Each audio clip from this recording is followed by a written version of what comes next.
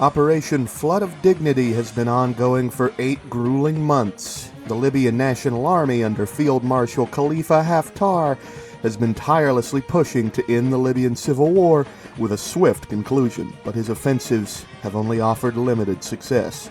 Pressing west, cutting the government of national accord in half, and capturing Camp 27 along the Tunisian border, a final renewed offensive was declared on December 12th. A decisive strike and protracted air campaign of air and artillery bombardment on the city of Tripoli would be followed by a mass offensive of LNA forces, with the eventual goal of completely dislodging the government of national accord.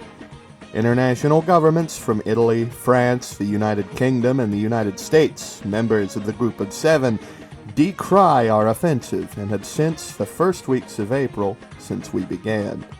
The complex situation in Libya needs a more in-depth look.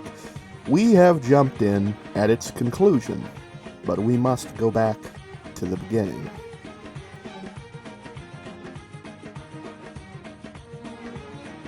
Muammar Gaddafi's government came under siege at the peak of the Arab Spring in 2011, in a period where Tunisia and Egypt were undergoing their own revolutions. Libya, too, soon followed. Field Marshal Khalifa Haftar is an old wolf. He participated in the 1969 coup that put Gaddafi into power to begin with. Here he is pictured hugging the new dictator.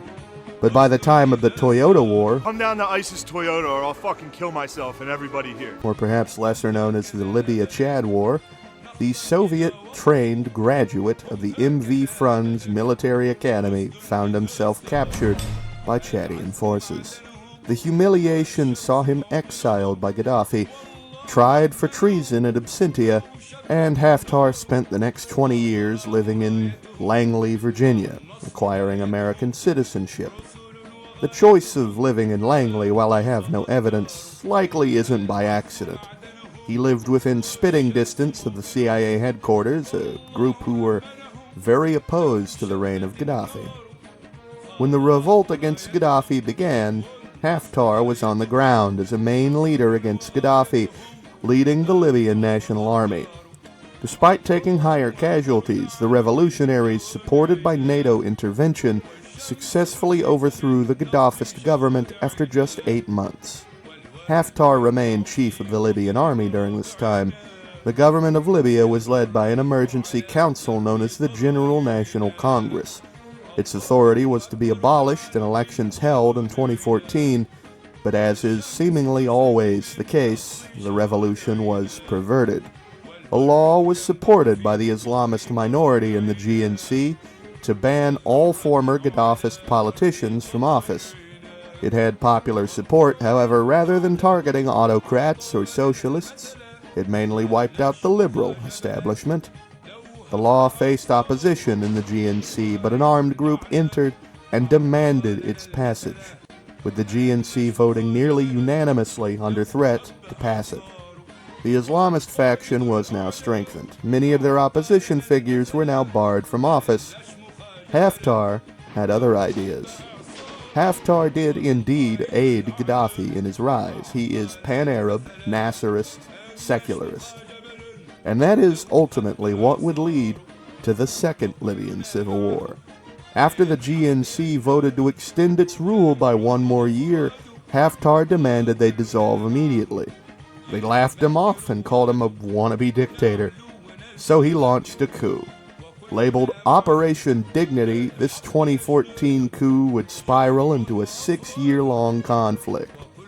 The initial attempt to take Tripoli would fail, and Haftar would assemble the Libyan National Army in Tobruk, the House of Representatives fleeing Tripoli and supporting Haftar's forces ruling from Tobruk. Erdogan, the enigmatic president of Turkey, supported his ideological parallels in Tripoli, while the Libyan-American Haftar enjoyed mixed support from the West and East simultaneously from the United Arab Emirates, Russia, and others. Fast forward to today. Haftar's forces are closing in on Tripoli in early January of 2020. Turkish commitment to the government of national accord has increased, and the longer the war goes on, the better equipped our Tripoli adversaries become. We must swiftly end the war now. Bring peace to Libya and restore elections. Damn international backlash. Damn Europe. This is our time. Our nation.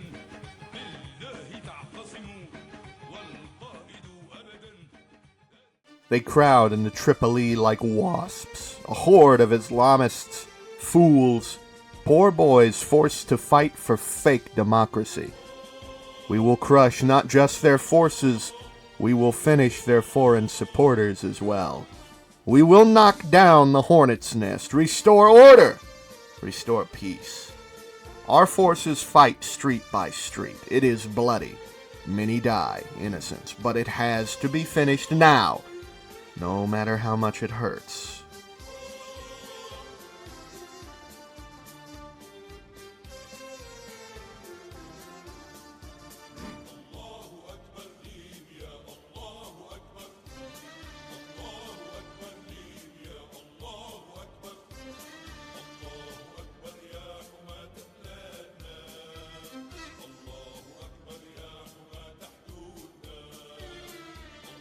COVID hits while we struggle to mop up what remains of resistance in Tripoli. But due to the ongoing war, the virus doesn't spread nearly as quickly in Libya as it does in the rest of the world. We avoid it through chaos.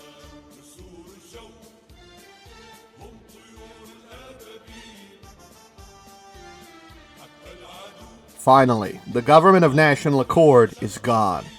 Libya is unified under the rule of the Marshal. Haftar gives a rousing national speech. For the first time in a long time, Libyans across the nation can rest. Terrorists still exist, and in the southern regions, lawlessness still prevails. But Libya will recover. The first step to recovery is democracy. A president must be elected from the people. 2021 is the date for the election. Haftar will maintain security, mop up rodents, while the nation prepares itself for an election 7 years delayed. The candidates might surprise you, but our focus today lies on a single man and a single party.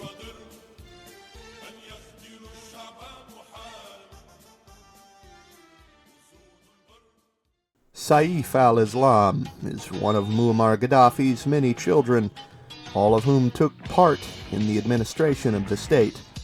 But Saif al-Islam had an interesting role.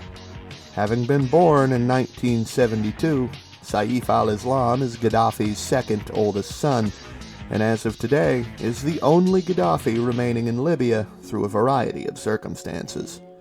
During the regime of the first Jamahiriya, Saif al-Islam worked in diplomatic roles, visiting foreign dignitaries on behalf of Muammar. But he turned down the second highest post of power in Libya and never took an official seat in government, publicly refusing his father's offers, but continuing in his diplomatic role.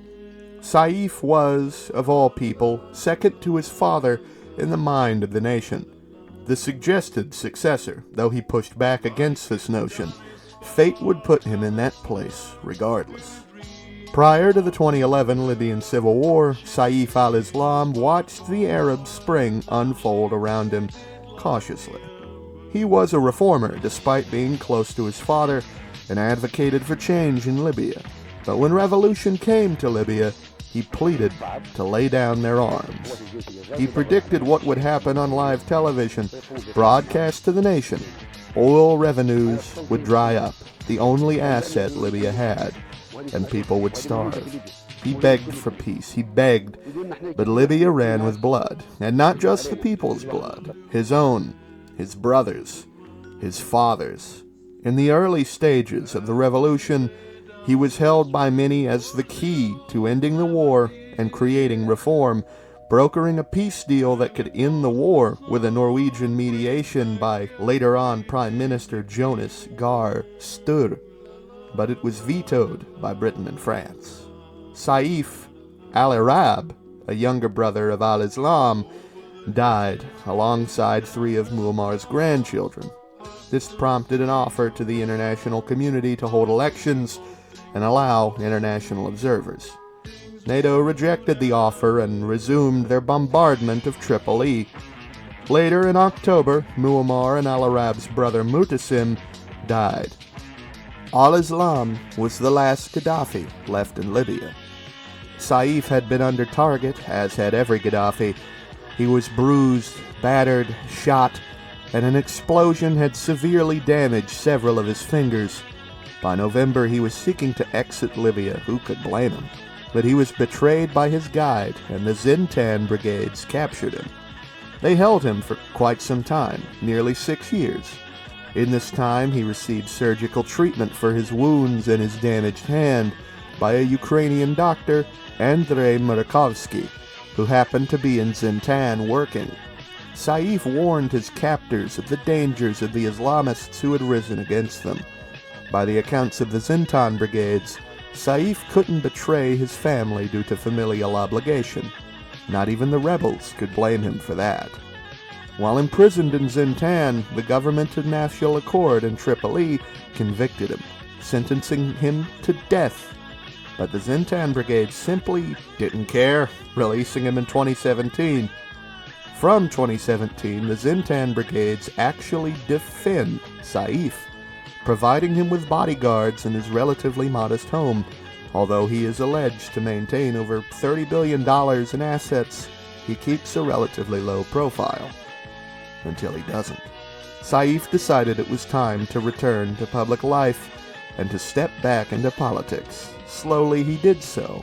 By 2021, he began to give interviews to the New York Times. It was one of the last interviews the New York Times gave before the collapse of America, which made Gaddafi even more bold. Without America, one of his major roadblocks in returning to power was now gone, and the international community would ignore the Libyan situation for the time being. Field Marshal Haftar, having been convicted of treason by Saif's father, could have easily been expected to block Saif's return to politics. And in a roundabout way, this was attempted. The High Election Court rejected Gaddafi's application. He appealed it. The court of Saba was holding a hearing on the appeal, but forces loyal to Haftar's son stormed the court, threatening the judges and jurors. However, another court ruled his hearing valid in early December, and he was reinstated as a candidate for the upcoming election, running as the candidate for the Popular Front for the Liberation of Libya. Gaddafi had an alarming amount of support, and Field Marshal Haftar, who was also running, had some support, but simply not the kind of sway as Gaddafi. Gaddafi was against Islamic extremism, but did not oppose Islam. He endorsed socialism, but not totalitarianism. The doctrine of the Green Book of Gaddafism was never fully realized, but under the new Gaddafi, promise of reform, the resumption of long-dead projects were made. The election of Gaddafi was an upset to a world that was still shell-shocked by the fall of America and the rise of tensions in the Taiwan Strait. But with Gaddafi in power, he and Haftar had much to speak about.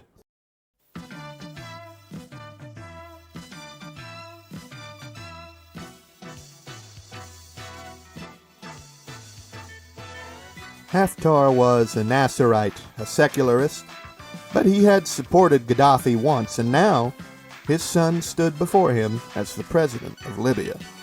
They were having a private meeting in Tripoli over military rebuilding plans. Haftar and Gaddafi spoke and found they agreed on many components of government. The main agreement they had was the need for Arabs to stand together, and that no time was better than the present to begin unifying the Arab people. Without America, NATO lacked the ability to intervene, and with Russian backing, they had the ability to equip themselves, paying for remilitarization with oil revenues. Gaddafi was cautious. While he was rebuilding the Libyan system from the ground up, he had promised true reform. He worried a military campaign could cost him popularity, but Haftar assured him, if they began with Tunisia, the rest would fall easily. Once they had consolidated northern Africa, the remainder of the Arab world would be no issue. Gaddafi accepted this, The Pan-Arab dream was alive. Born in Tripoli, the army of the Libyan Jamahiriya was redesigned, and in a year's time, ready to begin the wars of Arab unification.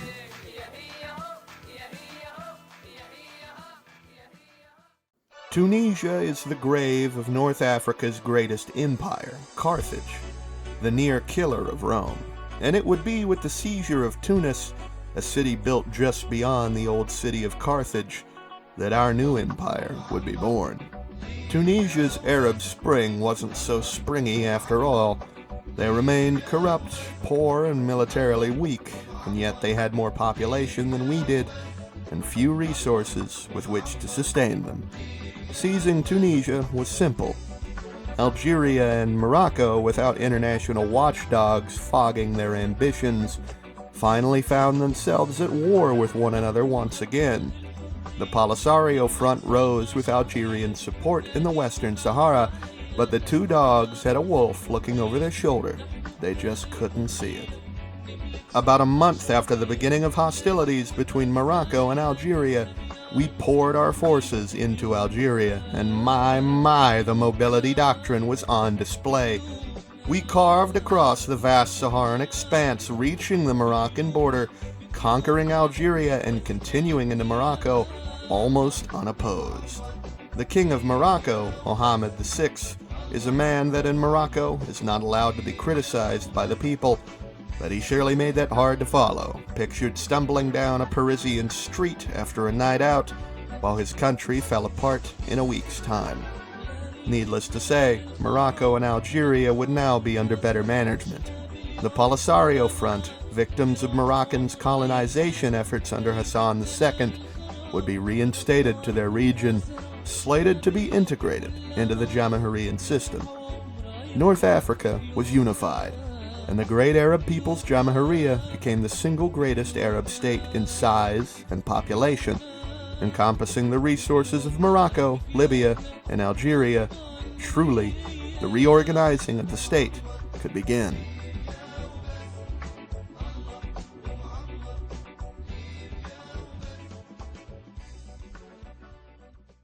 While much of the Arab world was in disarray, with the Saudis in pieces, Egypt dealing with Ethiopia's Renaissance dam, Mauritania,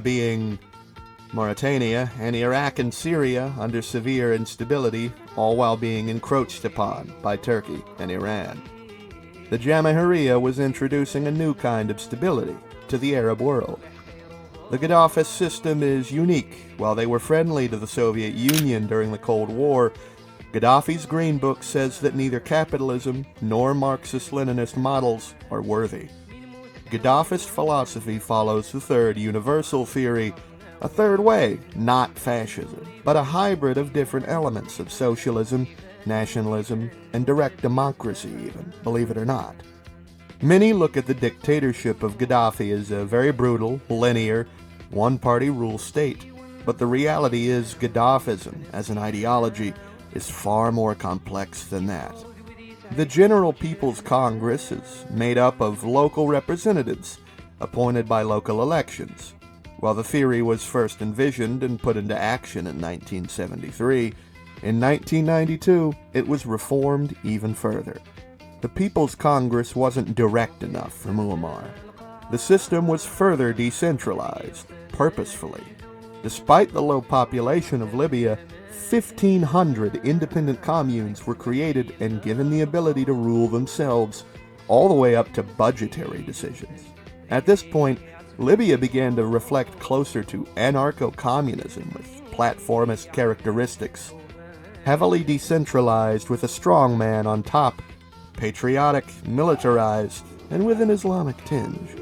Islamic socialism became the general term for the direction Libya wished to progress from 1992. And so, in the modern day and in the current situation of the Jamahiriya, the population is giant, as is the landmass, and there are a multitude of tribes and even local Berber languages to consider in reforming the system. Now, while the Green Book talks extensively about true democracy, Saif believes that in the manner of his father running Libya, Libya never had democracy. The Green Book rejects parties. It rejects parliaments. Its idea is to give every individual a voice, every small hamlet district, the ability to guide itself in small enough units that the entire nation's voice can be heard. To apply this to the entire territory of the current Jamahiriya is certainly ambitious, and so Gaddafi set out to do so. Perhaps one of the most complicated and decentralized systems to ever be envisioned, the General People's Congress is refounded, a top body with representatives elected from regional congresses.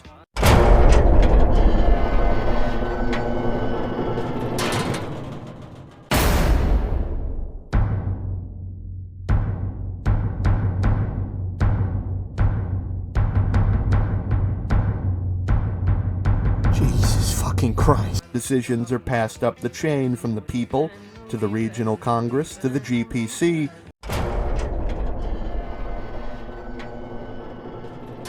I'm not fucking doing that again. Close the door.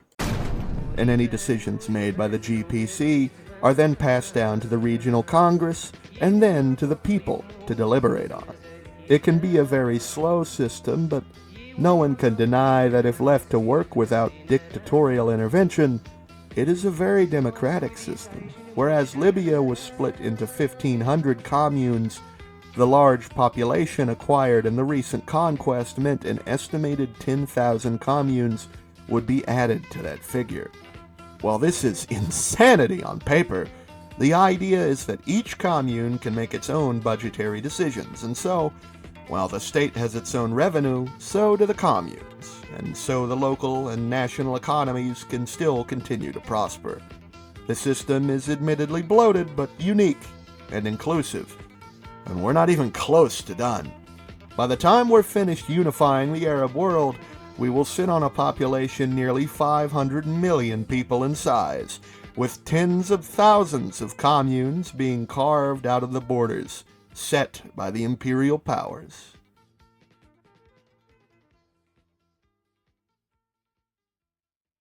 The situation surrounding the Renaissance Dam is coming to a head. If we want to unite the Arab world, Egypt must be weakened, but the Renaissance Dam is a horrible fate for Egypt. Using the source of the Nile for hydroelectric power, Ethiopia greedily dooms 100 million or more to a reduced water table. The Nile is the only lifeblood that there is in Egypt and in much of Sudan. The only source of water for irrigation, for drinking.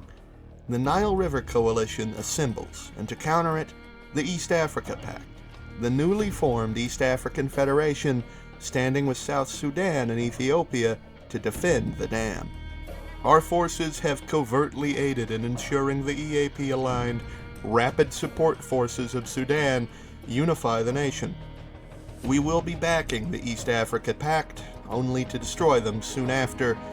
Somalians, Sudanese, Egyptians, they are our brothers, and for the suffering we have enabled through our aid to the EAP, we are sorry. But the revenge will be sweet.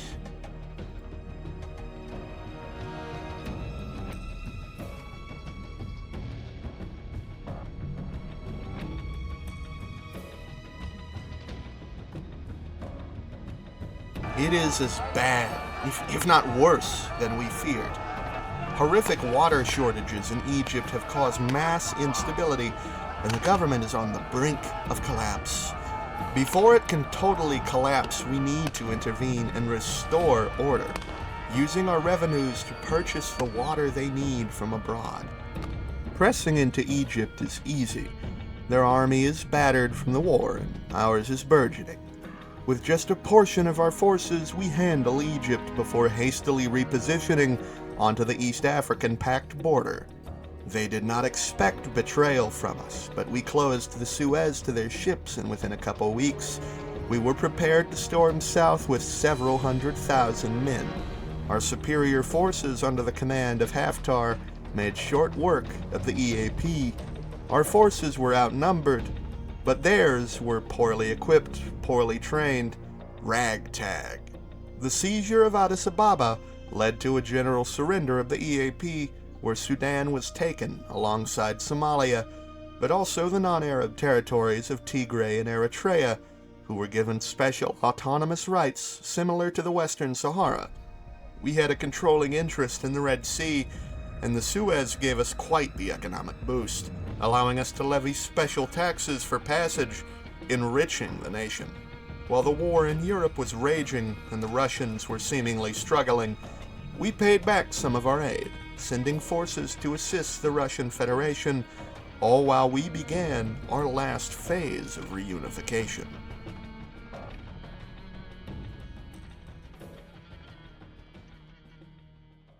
We established agents in Gaza to establish a contact with Hamas. In doing so, we learned of an offensive that was soon to take place. We had little time to reply or plan, but we had the forces to take advantage, funding their forces discreetly when Hamas declared their final intifada. Other Arab nations rallied to their aid: Syria, Jordan, Lebanon. Eventually we entered as well. The last stand of Israel thundered around the capitals of the Middle East. The Samson option. Israeli nuclear missiles crashed down on Cairo, Baghdad, Damascus, and other sites, wiping out millions of Arabs instantaneously. One last great human rights violation as their state dies. We found ourselves in partial control of the Israeli nuclear weapons that remained, and the nations that stood free in Arabia, still disunited, many battered, did not trust us with these nukes. The Arab League expelled us and unilaterally declared a joint effort to expel us from the Middle East. But we expected this. Our forces gathered for a push to unify the Arab states once and for all.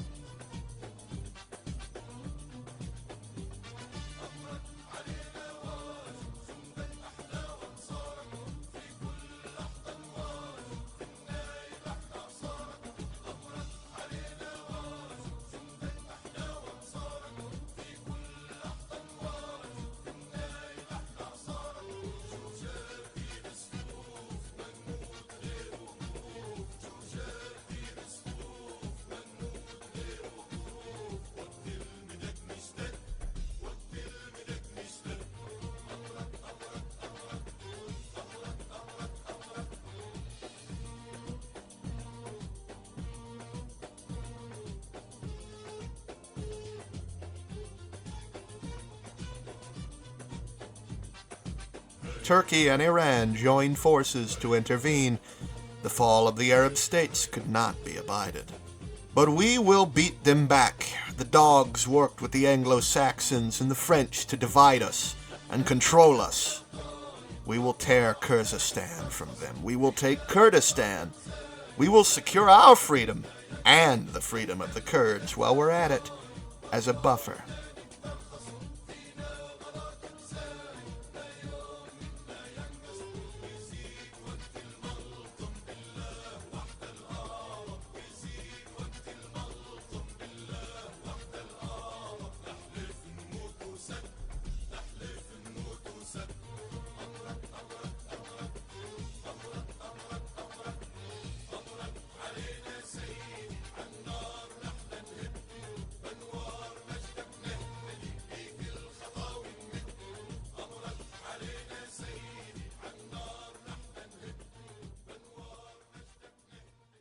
In 2021, the election of Gaddafi could not have forecasted the birth of the Arab nation by 2029. In 8 years, the armies of the Green Banner had secured the core of the Arab lands. They have taken even Mauritania, and the Sahel Federation, with a big head over their victory in West Africa, found why they should have let the Azawad go. We carved from the Sahel the Azawad peoples, and Haftar revisited the Awzal Strip, location of his greatest failure, seizing it from the Republic of Chad. Across 2 continents, total and complete domination of their domain persists. Even the Spanish port cities in Morocco were obtained, after the collapse of Spain. But just because we are at the greatest moment of the Arab people since the conquests of Muhammad, it does not mean we are alone in this world, or entirely invulnerable either. Russia is expanding its influence into Europe, and Europe is rebuilding. In Asia, China and Japan are having a great continental war, and the collapse of India has given rise to the Naxalites. We are not communists, not capitalists, but we recognize our revolutionary brothers across the world. In America, the federal government is under siege between fascists in their east and the Jacobins of the APLA. We will aid them. We will aid the Naxalites. We will quickly aid Colombia. We are not just a local power. We are a world economy in the top 5 globally, and we will take our place as an arbiter of global change and a holder of power we as a people should have always held.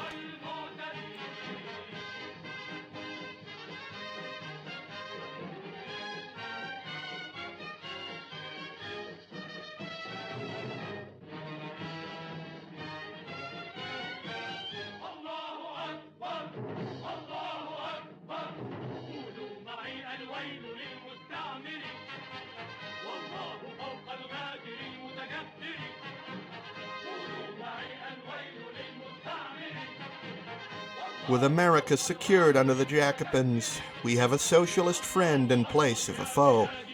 But this friend is no more help to us than anyone else when we face the final threat, the most unexpected and dangerous one yet.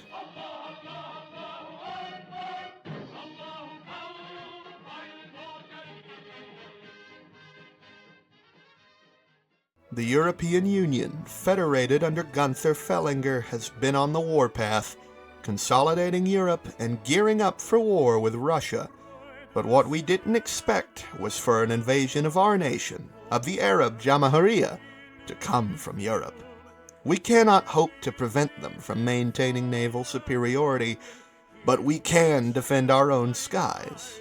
Help from Sukhoi allowed us to design the Al-Arab fighter and the Muammar strike craft, which will prove more than a peer for the EU's Air Force, but despite this they still control the waves. An initial landing in Morocco with 12 divisions is caught and crushed, but they can appear anywhere along our coastline. It is perhaps lucky that after a few months they began their war against Russia as well.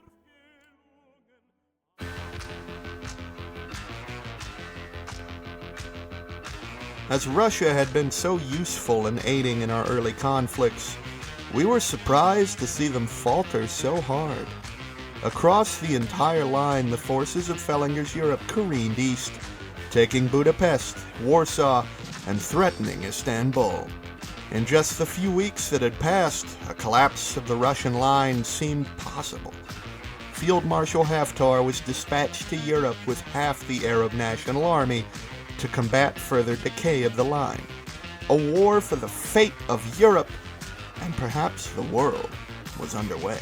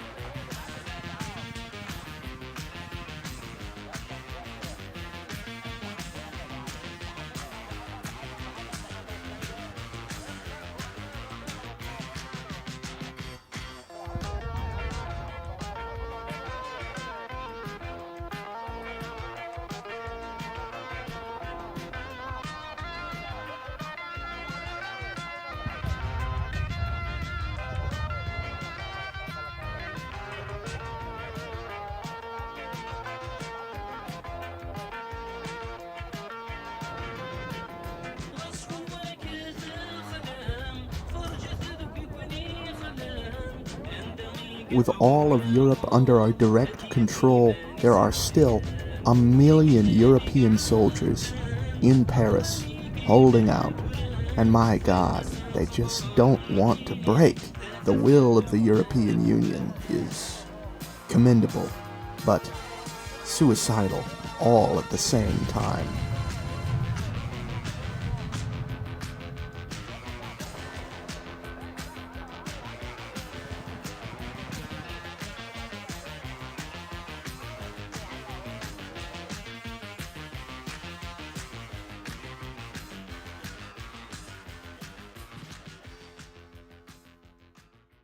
Gunther Fellinger and the remnants of the European army have fled.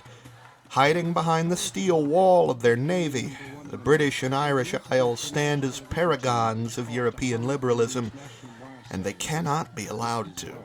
Britain was conquered less than a year prior to the war's outbreak, undoing Brexit, enforcing the will of the EU upon the British population. Saif al-Islam stands with Medvedev across the English Channel, and remarks that he remembers when the shoe was on the other foot.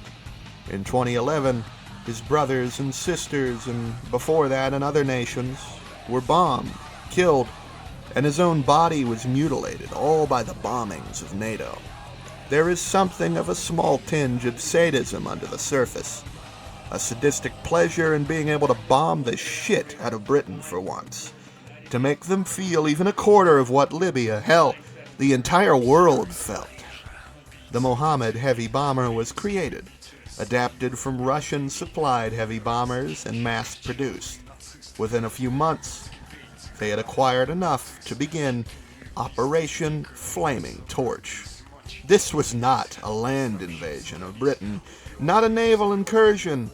It was a bombing of urban centers, railways, and supplies, a bombing of any shipping leaving the Isle. We would systematically deconstruct the fragile hold Fellinger maintained over the Isles, introducing the people of Britain to hell, sinking their last defenses with overwhelming air power, enabling Russian amphibious forces to finish the job. Europe tried one more ambitious push into France, surprising us, but we halted them before they could reach Bordeaux, crushing their naval invasion before it could claim any more of France. No matter how many attempts the Russians made to land, the positions of the European army were solid. So we bombed them, and we bombed them. For 2 years, we bombed them. We dropped so much ordnance on Britain, we sunk 3 carriers, hundreds of thousands of tons of shipping. London was a shelled-out mess. Everything was. Finally, in September of 2034, the UK had enough. The European army dissolved, its multi-nation tapestry of troops deserting en masse, the people tired of being used as a resource for an unwinnable war. It was finally over. On the other side, the Arabs and the CSTO had an unshakable brotherhood of coexistence and mutual struggle.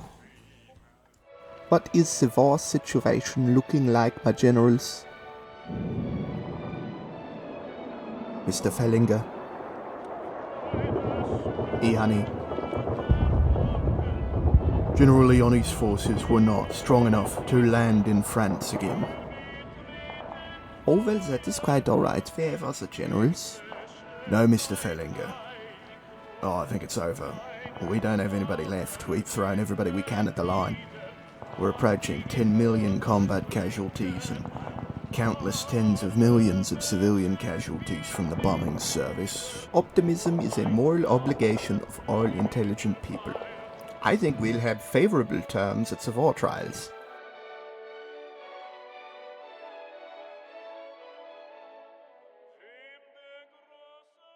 With the world's greatest oil supply in the world, from the Atlantic to the Indian Ocean, we number 500 million people. We are a larger economy than even Russia. We sit at number 3, below America and China. We are rich, we are powerful, and we sit in the very center of the world. Mohammed would be proud, if he lived, to see that his empire was reborn, and reborn with the interests of the people put first.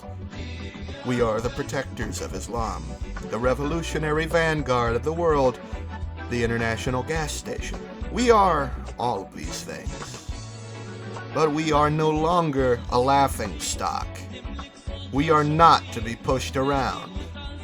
Alhamdulillah, my brothers, my sisters, we are free!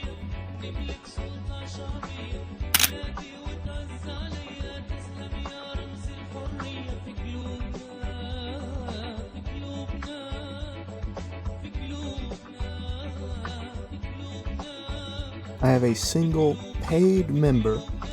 That would be Cat DeGaulle or Panchak on Discord, one of my moderators. Shout out to him. He's the only paid guy. If you want your name read at the end of the video, please go ahead and subscribe. Otherwise, I'm just going to be saying this one guy's name every video.